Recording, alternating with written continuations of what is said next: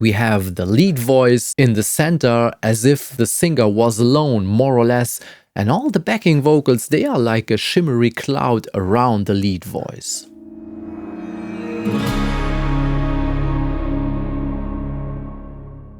Hi everybody, welcome to Tidalwave Studio. My name is Patrick Damiani, and today I would like to walk you through my process of treating backing vocals.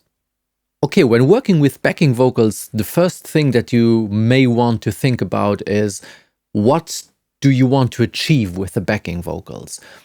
In my specific case here now, I have a pop song and I want the lead vocal to stick in the center and get all the attention. But I want the backing vocals to sit like a nice cloud around the lead vocal. So I don't want too much attention on the backing vocals, but I want the color and the harmonic richness that these backing vocals bring in. So how do I achieve this? Well, the thing is, I would like to have all the backing vocals nicely aligned so that no S's and T's are jumping around and grab attention where they're not supposed to. And I want the treatment of these backing vocals in a way that also they don't grab too much attention and really fit nicely into the mix. Let's have a listen at this one section for a second. Bin ich eines Tages für Großes bestimmt, bin ich ein Wunderkind. I'm going to show all the treatments on this little section here. Let me solo all the vocals for a second. Bin ich eines Tages für Großes bestimmt, bin ich ein Wunderkind. One question that you should ask yourself when working with backing tracks, when you're recording them or arranging and producing a song is, how many backing vocals do you really need or want? Because sometimes just because you can put in a ton does not mean that it's the best choice for the song. So in this case, well, this is a nice pop song, so we wanted a lot of backing tracks. So we have the lead vocal, we have some unison backing vocals, so they sing exactly the same line as the lead vocal, and they are panned hard left right, so to boost a little bit the main vocal line in the chorus. Then we have three pairs of harmony vocals. We have a lower vocal, we have a middle high vocal, and we have a very, very high vocal that may sound very funny on its own, but is really like giving you some sparkle in the high frequency range. I'm going to walk you through the different types of backing vocals that we have here. So this is the lead vocal line. Bin ich eines Tages für Großes bestimmt, bin ich ein Wunderkind. And then we have the mentioned unison backing vocals. They sing the exact same line and are panned hard left right to just make that lead voice sound a little bit bigger. You may have heard of doubling the vocals to make them thicker, and sometimes when I get tracks into mix, they really just doubled the lead vocal. So you have the lead vocal and then you have one double. And I always think, where am I going to put this? If I put both in the center, then you are going to have a very phasey sound because they are so similar, share all the harmonic overtone structure. And it's a little bit like with violins. Either you use one or you use at least three to get rid of any phasey, funky behavior if you just add up two identical tracks. It's much better to have three. First of all, you get rid of this phasey behavior, and second, you get size because you can pan the backing vocals left and right and add them on the sides of the lead vocal, and you just get more basically physical size. And that's what we have here. So we have two identical lines as the lead vocal. Bin ich eines Tages für Großes bestimmt, bin ich ein Wunderkind. Okay, they are all panned left and right. Sometimes, depending on the situation, I may use three backing vocals so that one is slightly in the center to fill up the center a little bit, and two on the sides to fill the sides. In this case, I only have pairs of backing vocals, so not three, because I want a strong, clear lead vocal and the backings like a cloud around the lead vocal. So next we have a lower backing voice Bin ich eines Tages für Großes bestimmt, bin ich ein Wunderkind. Then we have a pair of higher backing vocals. Bin ich eines Tages für Großes bestimmt, bin ich ein Wunderkind. And then we have a very high pair of backing vocals that sound pretty funny on their own, but you will see that they really add something to the total. Bin ich eines Tages für Großes bestimmt, bin ich ein Wunderkind. Sometimes when I let singers sing very, very high harmonies that may really sound strange on their own, they think, and oh, what's that going to be? But even if you add in like a tiny, tiny homeopathic dose of those very high vocals in, it can really add up some sparkle, and no one is ever going to listen to this in solo, so don't be worried if it may not sound terribly, terribly good on its own, but in the context it may well add some valuable harmonic information. Okay, all together they sound like this. Bin ich eines Tages für Großes bestimmt, bin ich ein Wunderkind. It's sang pretty nicely, it's pretty tight and it's not jumping around too much, but still I have two issues with it. First of which is there is too many S's and T's and all of that stuff. I really want this only for the lead vocal. I want it to sound like as if it's just one person singing. Yeah, if you listen carefully, you will hear that there is a bunch of other vocals around, but I don't want it to really sound like a choir.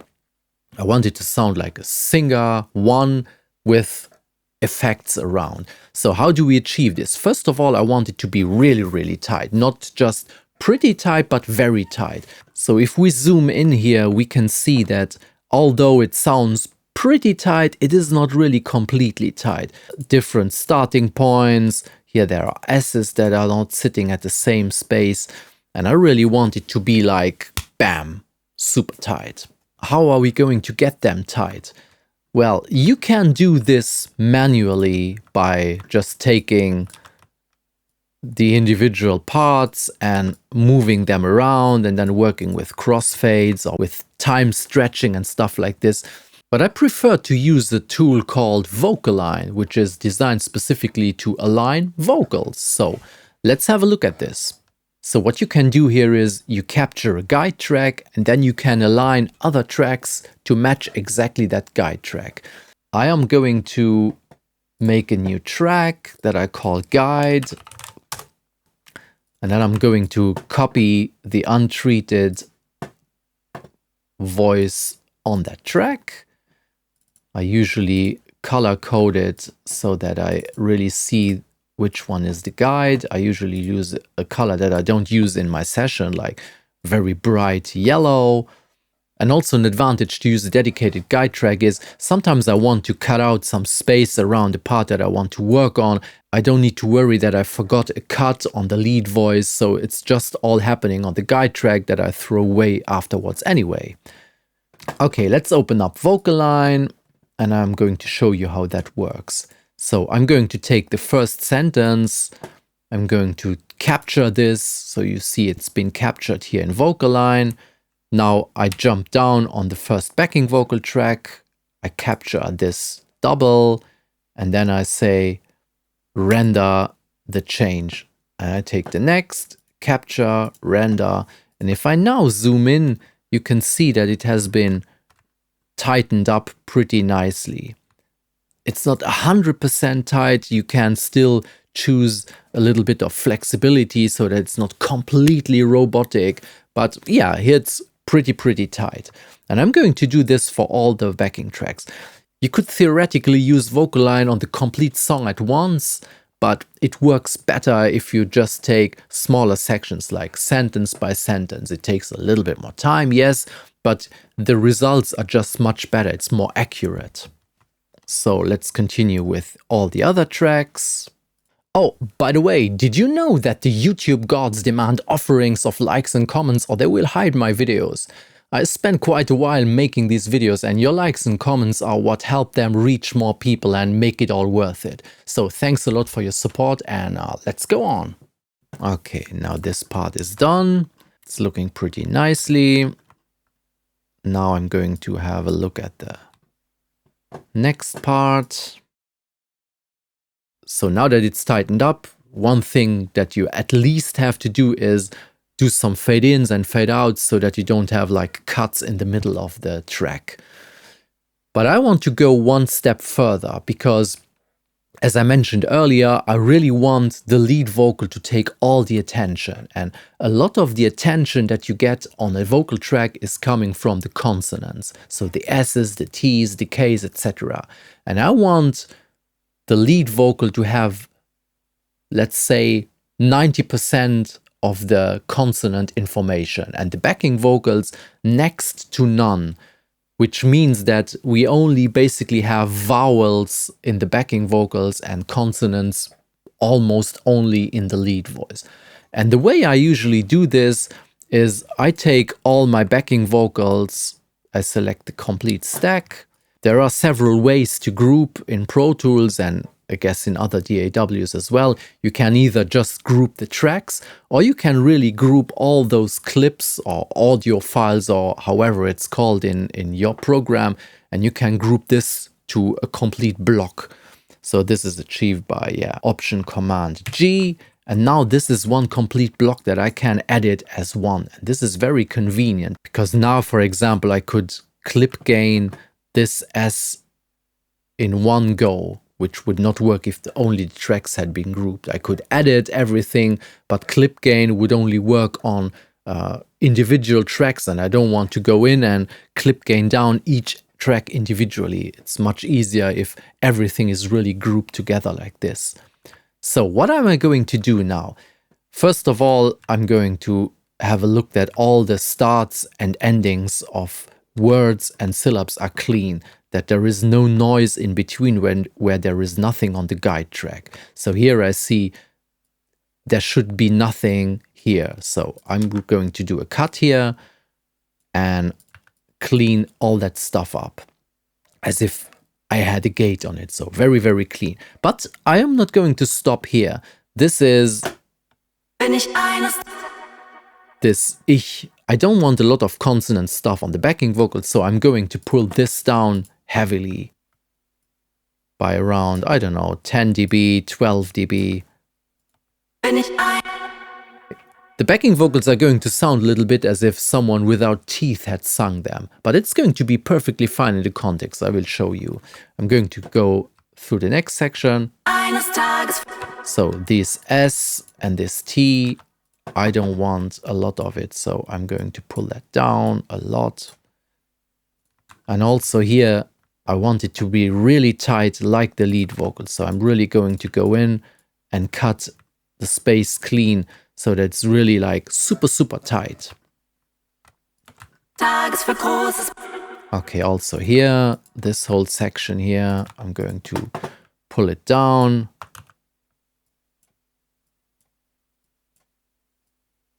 A lot. Also here. This G here, I really don't want all of that stuff in the backing vocal, so I'm really going to pull that out. An S here, usually you can really see here in the waveform what kind of letter is sung. If you have this very dense, dark waveform, this shows that it is something with a very high frequency, because a higher frequency obviously has more cycles per second and the waveform is much smaller, which is resulting in a very dense optical appearance of that waveform. So here the lower frequencies you can really see more individual waveforms, whereas in an S or an F or something like this with a lot of high frequency content, it's really looking very dense. So at the first sight, I can really see what kind of letter we're dealing with. It's definitely not a vowel because they usually have larger waveforms. So I can go in here and pull this down, as well as here. Pull it down, and I really try to be precise and just cut off all that stuff here.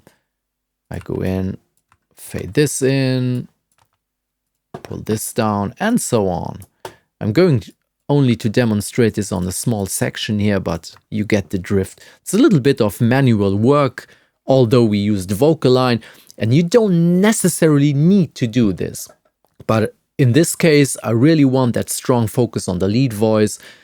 If you want it to sound more like a lot of people in a room, then you should not do this. You should not go in and cut out all the S's and the T's and all that stuff. You should leave them in, and even maybe go easy on that aligning thing, because if you have, like, let's say a gospel choir or something, they are going to sing pretty tightly, but not this tight. So if you go in and robotize it too much, then it's not going to sound natural anymore. But here we are not after natural, we are after super tight. So let's continue. Cleaning up all that stuff here. Here is again an S or an F or something like this. I don't need to listen to everything now. I'm going to check it when it's done. So here, K's or T's is looking like this with a strong initial transient, but we don't want any of this. So let's get rid of it. And the final D is basically fine, but let's get rid of it as well. Okay, now I'm going to take all these and render them again into a real audio track, because I don't want to have to look at all those cuts. Okay, how does that sound now? Bin ich eines Tages für Großes bestimmt, bin ich ein Wunderkind. Großes bestimmt, bin ich. There's still a little bit more of this S than I want, so I'm going to regroup that little part here and pull it down even more. Like so. Bin ich eines Tages für Großes bestimmt, bin ich ein Wunderkind. Yeah, that sounds strange on its own, but if we play back now everything in the mix, and if you focus on where you are hearing voices, you will really see that we have the lead voice in the center as if the singer was alone, more or less, and all the backing vocals, they are like a shimmery cloud around the lead voice. Bin ich eines Tages für Großes bestimmt, bin ich ein Wunderkind. I'm going to play that again in solo, the lead voice and the backings. Bin ich eines Tages für Großes bestimmt, bin ich ein Wunderkind. So this is the editing part that I'm doing on this particular song. As I mentioned, in other kinds of music or in other songs, you may treat it differently. It's up to you to decide how tight do you want your backing vocals, how much attention do you want on the backing vocals. If you want a lot of attention on them, you may leave in the S's, the T's, all the consonants. And if you want less attention on them, you may reduce them or cut them out completely. There is no real right or wrong for this. It's a matter of circumstance and of decision that you take. This is the way I want it to sound in this song. Now, what about the sound treatment? I usually start by applying the same processing to the backing vocals as to the lead voice. Or of course, I will have to adapt, because if it's in a different register, lower or higher, you have different volumes, you have different frequency ranges, but I will use the same starting point for the backing voices as for the lead voice if it's the same singer singing. If it's another one, I will maybe have a different starting point.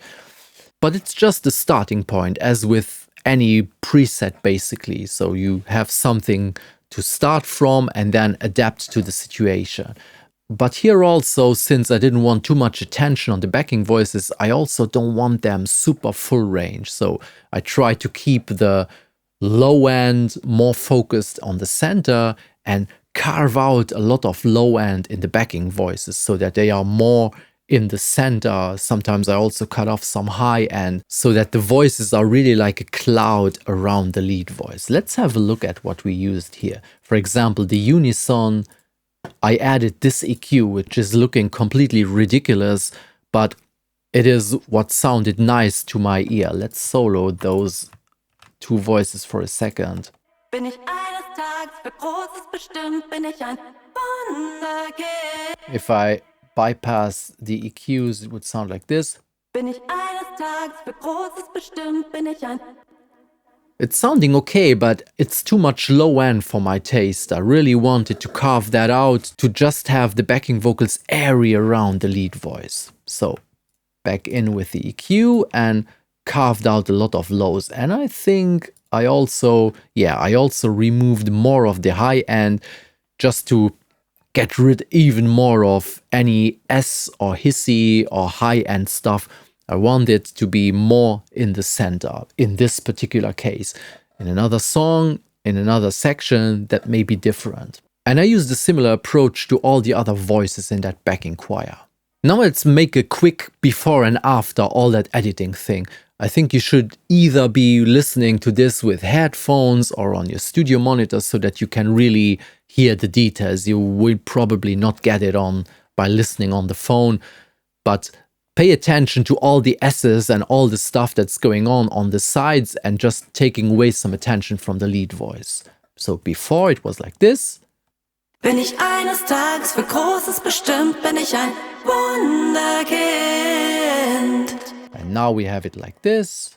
Bin ich eines Tages für Großes bestimmt, bin ich ein Wunderkind. I really want to repeat again that this is not the only right way to do it. It's the way I chose to do it in this special situation. You can leave in all the S's, you can leave it loose, you can make it tight. The only thing that really matters is that you maybe think about what you want to achieve before you start doing anything. Like with any plugin, compression, EQ, whatever, have a purpose for what you are doing. Here my purpose was clear center, cloudy backing vocals. If it was a gospel-y choir, I would have chosen a completely different approach. Okay, one or two little things about backing voices in general. If we now look at this like a pop song, what you often do is you copy-paste around like complete vocal stacks just to save some time, and because often choruses are repeating anyway. And what I like to do, not only me, but a lot of engineers like to do, is they don't put all the backing voices in from the start and don't use the same volume all the time. So what you can do, or maybe should do, if you want to get some dynamics into your song, is maybe what I like to do is work my way backwards. I start with the last chorus, which is the most intense, where all the voices are in at maybe a louder volume, and then I go backwards and reduce the volume of the backing voices in the previous choruses, maybe kick out some of the voices so that when you listen through the song, there is always something new coming in and you are building up excitement. When the chorus comes in the first time, you hear it for the first time and it's still new and fresh for you. So you maybe don't need as much bling bling around as maybe later. But then comes the second time and you want to add a little bit of excitement. So maybe you just pull up the backing voices a little bit to make that chorus a little bit more exciting, or you start adding in more of the voices. So here we had 4 different. So maybe in the first I start with only the unisons and 1 harmony. In the second I have the unisons and 2 harmonies. And in the third, or if there is a 4th chorus, I will start adding up more harmonies and making them louder and louder to build excitement throughout the song. And effect-wise, like reverb and delays, that's all a matter of taste. There is no wrong or right. I usually take the same starting point as the lead voice, so there is something going on. And then depending on the situation and how I want this backing vocal stack to work, I add in more stuff or less stuff. In this case, I have a tiny little bit more reverb and delays because I really want the lead voice to be a little bit closer to me and all the backing voices to be, first of all, left, right, around, but also like behind the lead voice. So as if I would have like a half circle of backing voices around the lead voice. And you can achieve this with panning and with adding depth to the backing voices by adding a little bit more reverb and delays. That's pretty much it regarding backing voices. I hope there was something of value for you in here, and if you like this whole thing, leave me a comment. I always enjoy reading your comments. If you have any ideas for topics for upcoming videos, let me know. I'm always open to getting some nice suggestions. And yeah, see you in the next video then. Bye bye, take care.